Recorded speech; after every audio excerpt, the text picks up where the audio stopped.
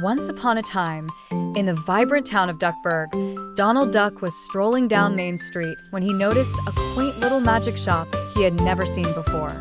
Curiosity tickled his feathers, and he decided to take a look inside.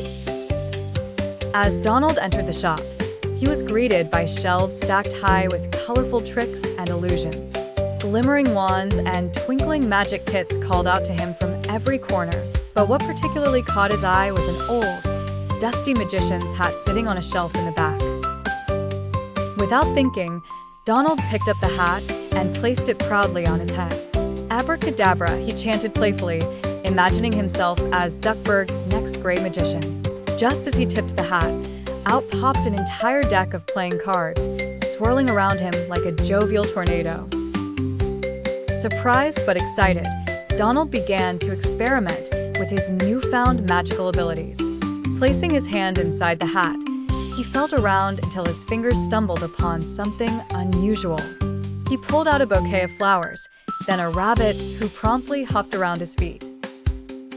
Donald's grin spread wide as the shop owner raised an eyebrow, chuckling at the spectacle. "Not too fast, my fine feathered friend," he warned. "That hat only works when it feels true magic." Ignoring the advice, Donald continued to play with the hat. He placed it close to his ear, listening for his next surprise. His excitement knew no bounds when the hat revealed itself to be a portal to unimaginable wonders. Before he knew it, Donald reached in and, with a tug and a pull, staggered back as out sprang a lion with a roar. Donald's feathers puffed, and his eyes became saucers. The lion looked nearly as surprised as he was, sitting politely with a mane too regal to resist scratching. Donald, realizing he might have bitten off more than he could chew, started to brainstorm how to return the lion. The shop owner finally stepped in, revealing that the hat was indeed meant for a true magician and only worked under truly magical circumstances.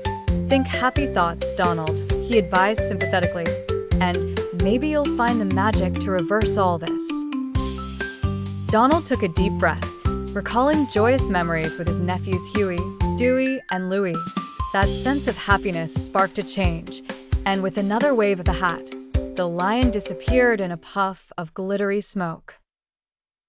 Feeling relieved but a tad frazzled, Donald carefully placed the hat back on the shelf. "Magic is fun," he thought, "but maybe I need a bit more practice." With his heart racing and his feathers finally settling down, Donald sauntered out of the magic shop, his head filled with dreams of magical adventures. After all, knowing he could conjure surprises from thin air was a thrill he might just explore another day.